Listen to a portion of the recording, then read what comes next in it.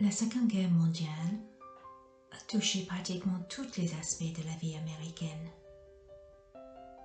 L'un de ses effets les moins évidents a été la manière dont il a façonné la pensée de toute une génération sur le sujet de l'identité américaine. En vous promenant dans le cimetière, sur les pierres tombales et les murs de disparus, vous remarquez de nombreux noms de familles originaires de différents pays. Les ancêtres de ces combattants, ils avaient tous une chose en commun. Ils ont laissé leur famille loin derrière eux. Ils ont traversé les océans. Tous avec l'espoir d'une vie différente, d'une vie meilleure, dans un nouveau pays appelé l'Amérique.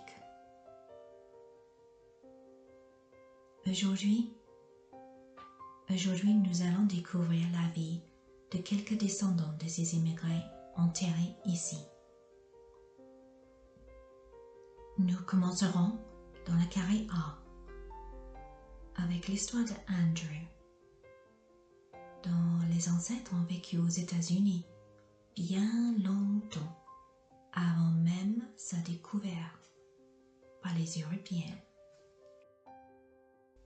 Napoléon a dit un jour, le secret de la guerre réside dans les communications. Et c'est le sujet de notre première histoire. C'est l'histoire fascinante d'un grand peuple, d'une nation guerrière. C'est l'histoire d'Andrew. Son histoire commence avant même sa naissance, par une rencontre et une conversation entendue par une tierce personne. Les Amérindiennes ou Indiens d'Amérique sont les habitants de l'Amérique qui étaient présents avant la colonisation européenne. Depuis l'année 1866, le peuple amérindien a été divisé en 5 tribus dites civilisées.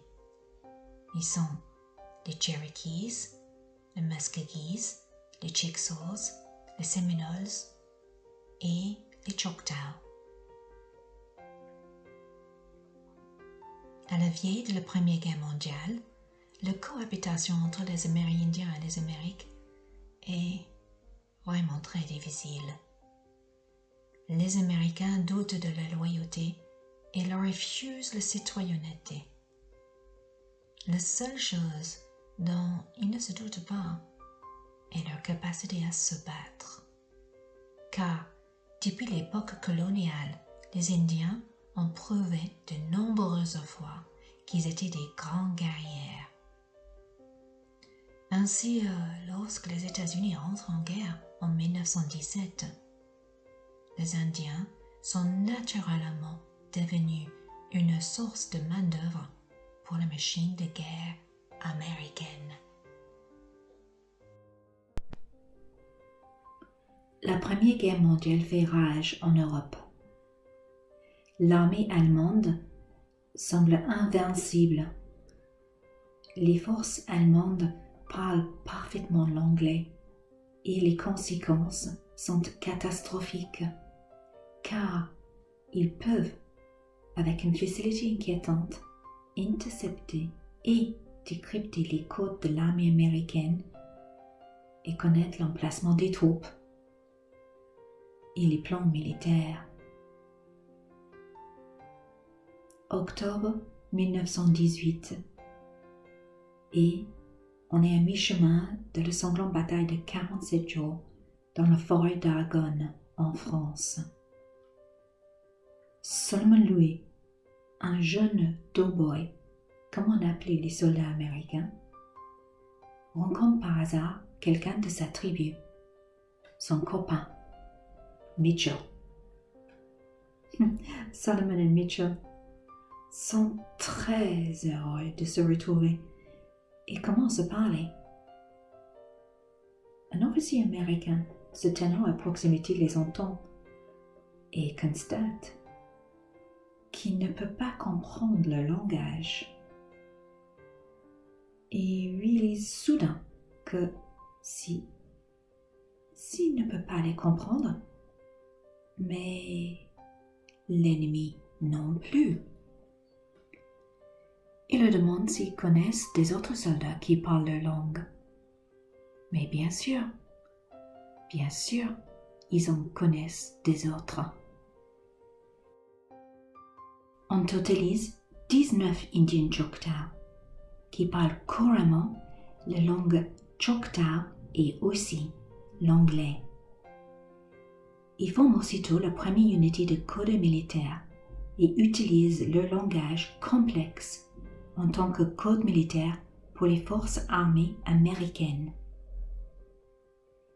En tant que parleur de code, messagers et coureurs entre les unités, ils utilisent leur langage pour relayer les messages parmi les troupes alliées. Ça a super bien marché. Leur langage confond les Allemands qui sont complètement désorientés. Savez-vous que c'est le seul code qui n'a jamais été cassé par l'autre côté? Avec l'aide de ces 19 jeunes hommes, les États-Unis et les Alliés remportent la victoire sur l'Allemagne, mettant fin à la Première Guerre mondiale le 11 novembre 1918. Ils sont connus sous le nom de guerriers de téléphone. Leur héritage a été perpétué par une nouvelle génération de guerriers de téléphone pendant la Seconde Guerre mondiale. Et l'un d'eux est enterré ici, dans le carré A. Son nom, Andrew.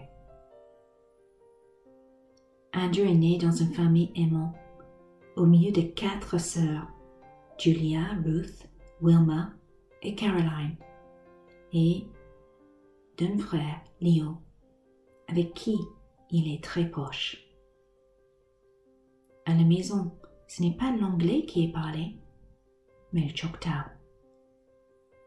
Ce n'est que lorsque Andrew, son frère et ses sœurs sont allés à l'école qu'ils ont appris à parler, lire et écrire l'anglais. Pour la Seconde Guerre mondiale, les Amérindiens furent obligés de faire leur service militaire. Certains ont fait valoir l'exemption parce que, nés avant 1924 comme Andrew, ils n'étaient pas considérés comme des citoyens américains. Mais le gouvernement américain a déclaré que ni l'appartenance tribale ni le rejet de la citoyenneté n'excluaient les Indiens du service militaire. En mars 1941, plus de 7500 Amérindiens s'étaient inscrits. Andrew était l'un d'entre eux. Il a été enrôlé et a commencé sa formation militaire. Bien sûr, étant de la tribu Choctaw, il était extrêmement intéressant pour l'armée américaine, qui n'avait pas oublié l'héritage laissé par les guerriers du téléphone de la Première Guerre mondiale. La Seconde Guerre mondiale n'était pas différente de la première. Andrew était opérateur radio et utilisait sa langue maternelle pour transmettre des messages codés pour l'armée américaine. Quand Andrew débarquait en Provence le jour J, il en était à son 4e débarquement. Son premier fut l'Afrique du Nord, suivi de la Sicile, puis de l'Italie. Nous sommes le 15 août et une bande de brume plane au-dessus de la mer. Dans la brume, au large des côtes françaises, des centaines de bateaux de guerre alliés attendent. Amarrés à ces bateaux, il y a des barges de débarquement, tous capables de transporter environ 36 hommes vers les plages. 5h55. L'ordre est donné. Descendent les barges de débarquement. Andrew et ses amis de la 45e Division d'Infanterie se crispent et attendent l'ordre final. Les autres par là crachent l'ordre. Troupes d'assaut à vos stations. Les uns après les autres, Andrew et ses amis grimpent sur les échelles et se mettent en position sur le pont. Les petits bateaux de débarquement sont descendus dans la mer. Les hommes grimpent par-dessus la balustrade et descendent le filet de corde jusqu'au bateau. Chaque fois qu'un bateau est chargé avec suffisamment d'hommes, il s'en va, encerclant le bateau jusqu'à tout soit rempli. L'ordre final est donné. En avant. Et tous ensemble, les barges de débarquement commencent à traverser jusqu'aux plages. À travers la brume, Andrew et ses amis commencent à voir les plages. Le bateau heurte les plages. Ils sont en courant. Soudain, l'ennemi ouvre le feu. Les balles de mitrailleuse pleuvent sur eux. Andrew a rapidement établi sa position et en Choctaw a envoyé des messages aux autres bateaux, les informant de l'emplacement des bunkers allemands, des champs de mines et des nids de mitrailleuses. Son rôle est essentiel. Sans lui, beaucoup de ses camarades américains auraient perdu la vie. À midi, Sainte-Maxime est libérée.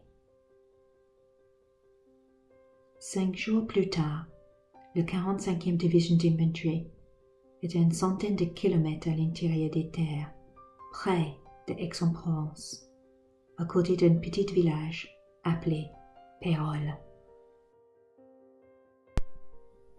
Depuis tôt le matin, des avions de chasse américains survolent le village. Leur mission: attaquer l'ennemi. À leur insu, à environ 4 km du village, cachés sous des grands arbres, se trouve une vingtaine de chars allemands de la 11e Panzer Division. Les avions de chasse américains passent au-dessus du village sans les voir. Andrew et sa division avancent lentement et sûrement. Ils entrent dans le village. Aucune troupe allemande ne peut être vue. Peu à peu, les Français quittent leur maison. Ils accueillent le libérateur et informent les soldats américains que les Allemands sont partis. Andrew et ses copains quittent le village. C'est maintenant le début de l'après-midi et les Allemands dans leurs chars sont alignés et attendent. Ils ont une belle vue sur la campagne environnante. Ils peuvent voir la poussière des jeeps, tanks et soldats américains. Les Allemands attendent et attendent. Andrew et ses copains se rapprochent de plus en plus. Et puis, les Allemands ouvrent le feu. La bataille est longue et dure toute l'après-midi et jusque tard dans la soirée. Enfin, c'est fini. Les Américains ont vaincu les Allemands, mais le coup est élevé. 5 Américains perdent la vie ce jour-là et l'un d'eux est un guerrier de téléphone nommé Andrew.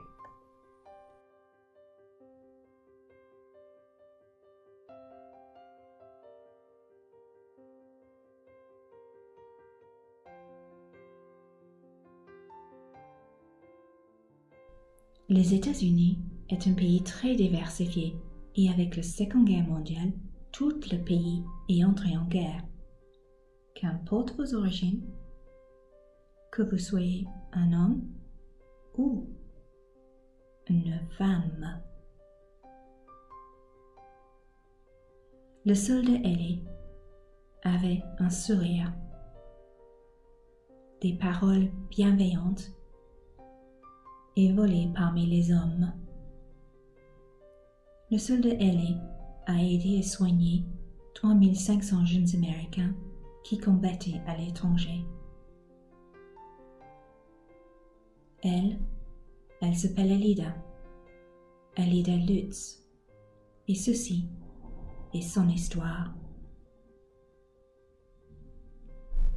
Le 9 novembre 1915, à Saginaw, dans le Michigan, Margaret et Fred Lutz sont au comble de bonheur. Leur enfant vient de naître. C'est une fille qui nomme Alida. Alida est la cadette de 10 enfants. Elle a 5 grandes sœurs, Hulda, Erna, Margaret, Lulu et Lynette. Elle a aussi 4 grands frères, Herbert, Walter, Arthur et Andrew. En nommant leur fille Alida, un prénom allemand qui signifie petite Ellie, Margaret et Fred ne pensaient pas qu'en effet, qu'un jour, elle volerait parmi les hommes. Elle grandit dans une famille heureuse. Ses parents sont des immigrants allemands originaires de Nuremberg. Elle parlait donc anglais et allemand, ce qui allait l'aider pendant la Seconde Guerre mondiale. Après ses études, elle décide de devenir infirmière et, en 1937, est diplômée de l'école d'infirmière de l'hôpital général de Saginaw.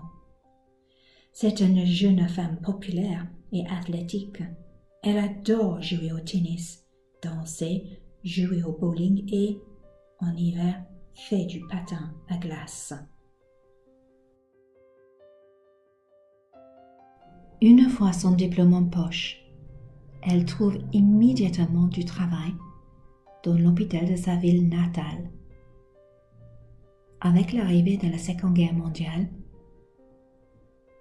elle veut aider son pays.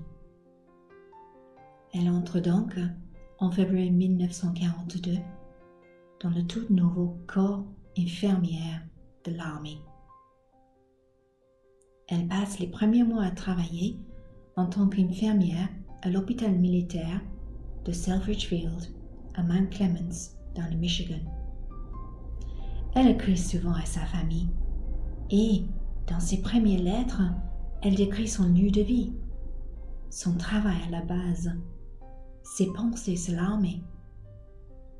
Dans une de ses lettres, elle écrit qu'elle était la seule infirmière de garde et il faut qu'elle s'occupe de 25 patientes.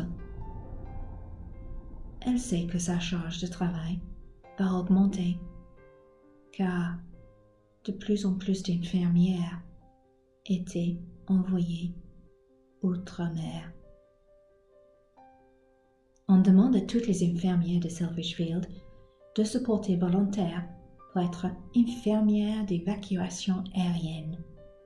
Seulement 2% des 59 000 infirmières pendant la Seconde Guerre mondiale seront qualifiées comme infirmières aériennes.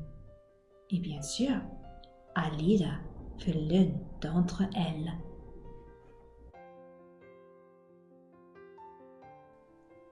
Le 17 décembre 1942, Alida est promue et transférée au 812e escadron médical d'évacuation aérienne. Cette unité, composée d'infirmiers de vol est l'une des premières à être déployée outre-mer.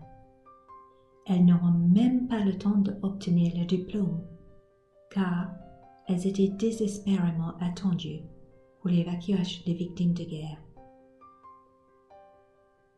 Le jour de Noël 1942, Alida et ses collègues sont envoyés en Afrique du Nord. Le 812e est une unité unique, un escadron médical d'évacuation aérienne premier du genre. Équipé d'avions cargo C-47, volant jusqu'au front avec les munitions et des matériaux pour les troupes, et qui ramenait des blessés graves aux hôpitaux. Il faut noter que ces avions volaient sans l'insigne de la Croix-Rouge et peuvent être attaqués à tout moment. Bien que Alida et ses amis du 812e n'aient pas terminé leur entraînement avant de partir à la guerre, elles perfectionnaient leurs compétences et leurs techniques un peu plus chaque jour, au milieu de la zone de guerre. En février 1943, le 812e arriva finalement en Afrique du Nord.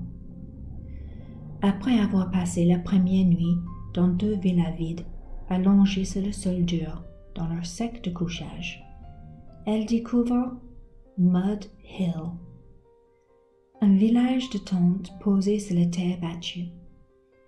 Elles restent là, dans des conditions de vie très rudimentaires. Un mois plus tard, elles s'envolent pour l'Algérie.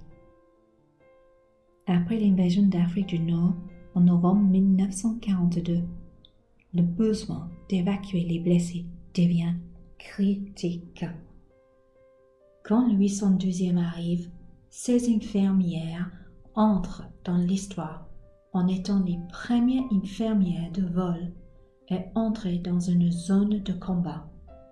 Alida et les autres infirmières aidaient à décharger les munitions et le matériel des avions, puis évaluent leurs patients et leur ministrent les premiers soins.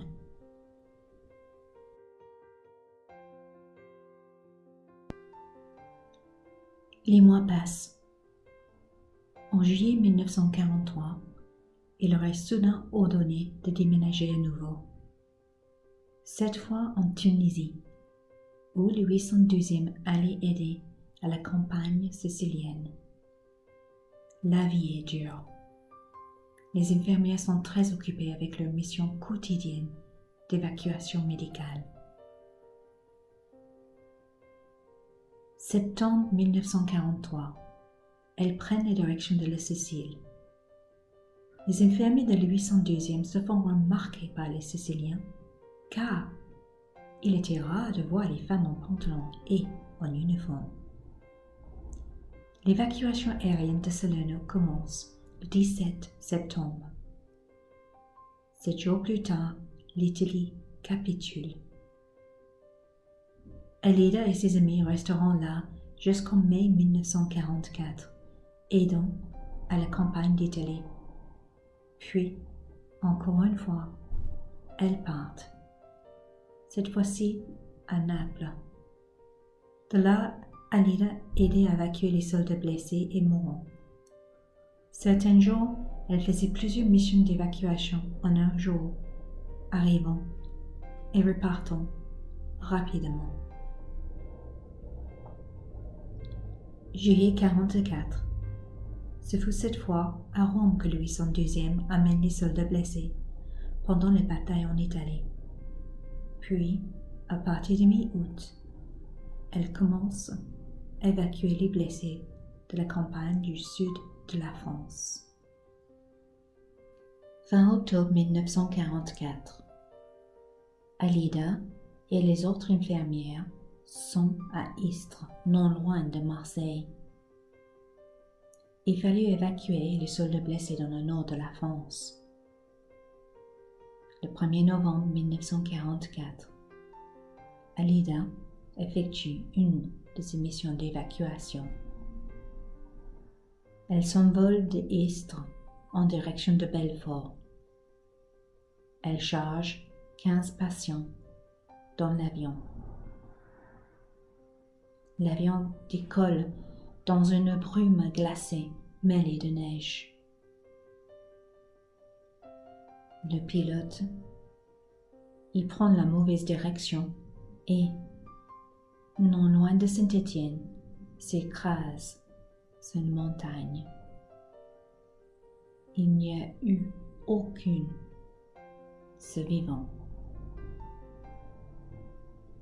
Alida perd la vie ce jour-là en voulant sauver celle des soldats blessés.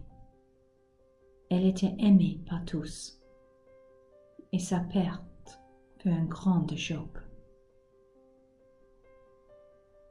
Elle fut la première infirmière du 812e à perdre la vie durant une mission. Alida, le soldat ailé, qui volait parmi les hommes.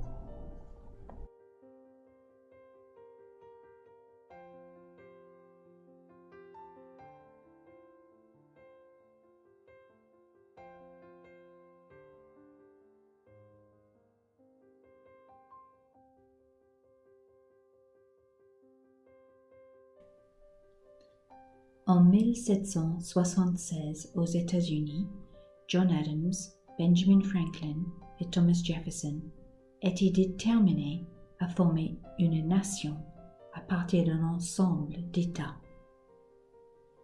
Pour le grand sceau américain, ils ont choisi une phrase latine qui offrait une déclaration forte.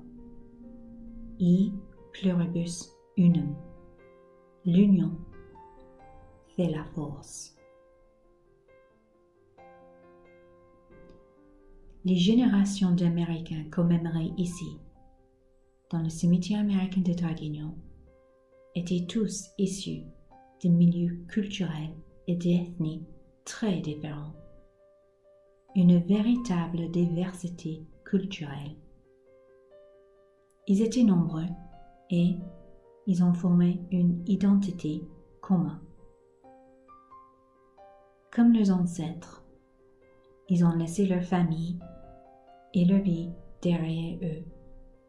Ils ont navigué à travers les océans avec l'espoir d'une vie différente, d'une vie meilleure, non seulement en Amérique, mais dans le monde entier.